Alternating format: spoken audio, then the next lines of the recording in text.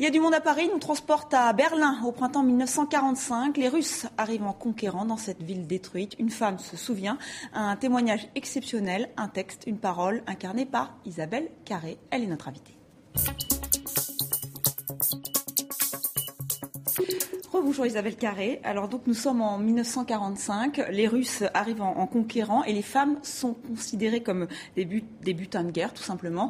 Oui, des pillages. Et vous incarnez cette femme. Alors c'est un témoignage exceptionnel, authentique. Oui, en fait, c'est une femme qui a voulu rester anonyme. Le texte n'est paru qu'en 1959 en Allemagne. Un énorme scandale. Voilà, et ça a mis tout ce temps, en fait. Il est ressorti en 2003, je crois. Et c'est seulement en 2003 qu'il a pu être enfin entendu à sa juste valeur, quoi. Et cette femme, elle est jeune. On croit deviner qu'elle est journaliste. Enfin, elle parle plusieurs langues, dont le russe. Oui. Et elle se retrouve donc face à des soldats qui la violent. Et elle raconte l'insoutenable, mais avec une certaine distance et parfois un certain humour. Oui, comme vous le disiez, probablement le fait, on sait peu de choses d'elle, mais bon, elle est décédée, donc maintenant on sait qu'elle s'appelait Martha Hiller. Mais nous, on a voulu garder le désir d'anonymat, parce que c'est toutes les femmes dans les guerres, on l'a encore vu dans votre journal, quand il y a des guerres ou même seulement des tensions politiques, ce sont les femmes qui payent, quoi. Et elle le raconte, elle le raconte très très bien, comment même voilà, et comment à un moment il y a les Russes arrivent et presque ils expliquent que comme c'était les nazis, c'est encore plus justifié de s'en servir. Impunité, il y a un désir de vengeance, mais peut-être que cette distance qu'elle a aussi, qu'elle met dans ce récit, tient à ça. Elle a la culpabilité aussi de faire partie de ce peuple allemand qui a commis de telles atrocités qu'elle découvre au fur et à mesure de la fin de la guerre. Et donc il y a effectivement cette distance, mais en même temps, je trouve qu'il y a une émotion qui affleure tout le temps. On sent bien que c'est aussi pour se protéger qu'elle a ce regard qui est fait d'une acuité, d'une lucidité étonnante. Et je reviens sur cet humour noir aussi. Oui, il y a des moments où elle se permet même de l'humour, parce qu'il est salvateur, même dans ce cauchemar qu'elle vit. Il y a besoin de finalement rire de certaines choses et de rire avec les autres femmes. Ce sont des choses qu'elles arrivent à affronter en commun, quoi. Il y a ce partage des femmes qui se parlent entre elles. Oui, mais il y a des limites aussi. Ça aussi, la pièce, aussi, oui. Le texte montre comment, en temps de guerre, c'est parfois chacun pour soi. Voilà, surtout à la fin, quand les Russes finalement se sont installés, que l'Allemagne a capitulé, chacun retourne dans sa petite mansarde et la communauté de la cave, comme elle l'appelle, là où ils se retrouvent dans cette cave avec tout l'immeuble et les immeubles environnants, elle décrit vraiment bien, en fait, comme une Jane Austen un peu, mais avec sa langue à elle, l'humanité, quoi, les petites mesquineries, mais aussi les moments de générosité. Ça aurait pu être une simple lecture, mais vous avez préféré, la metteur en scène, c'est une pièce qui se joue sous nos yeux au théâtre du Rond-Point. C'est pas une simple lecture. Il y a ces petits livrets, mais vous lui donnez vraiment vie à cette femme. Voilà, c'était important pour Tatiana Vial, effectivement, qui m'a fait découvrir ce texte, comme vous le disiez, si précieux, parce que ces témoignages-là sont rares et on comprend pourquoi. Elle a voulu absolument, Tatiana, donner vie à cette femme. Et on la voit, moi, maintenant que je la côtoie depuis de longs mois, j'ai vraiment de plus en plus d'empathie pour elle. Et c'est quelqu'un qui se raccroche à la vie, aux choses concrètes de la vie. D'abord parce qu'il y a la faim aussi, elle parle très bien aussi de ça.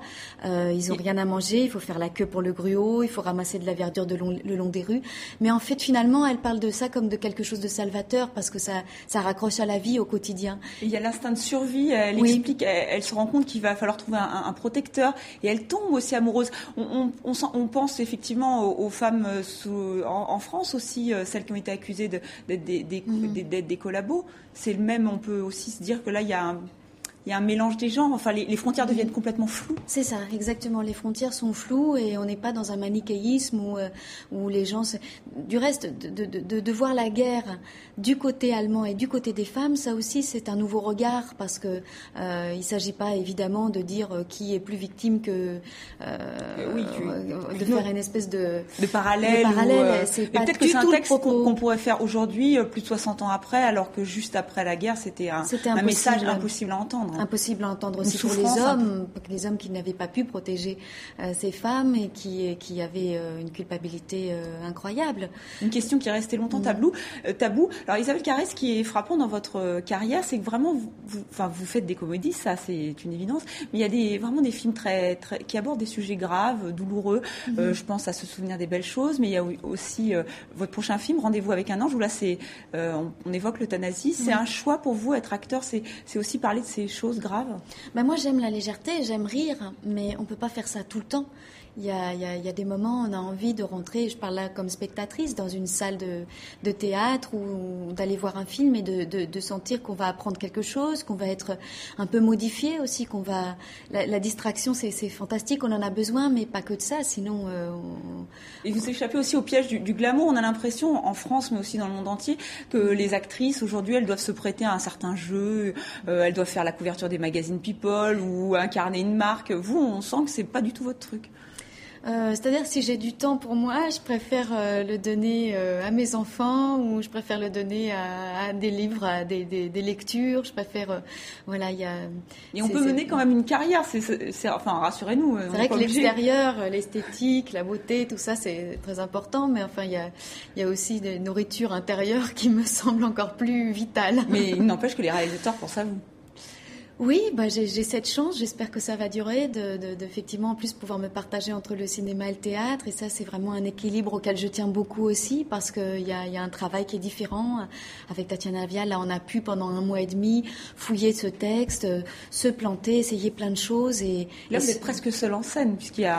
Alors j'ai un partenaire, Swan Arlo, qui est comme le premier lecteur en fait de ces petits carnets, et qui s'en va parce qu'il a du mal à entendre et qu'il a besoin de s'échapper, mais il fait le lien en fait entre les spectateurs et cette femme qui raconte. Les hommes en prennent pour leur grade aussi, puisque non seulement les Russes, mais aussi parce que quand elle parle des hommes de sa génération, une femme intelligente qui voyage, ça les intéresse pas trop. Voilà, c'est ça. Vous faites bien de dire, c'est les hommes de sa génération. Dieu merci, ça a évolué, et les Allemands aujourd'hui, je pense, estiment davantage les femmes cultivées en Allemagne.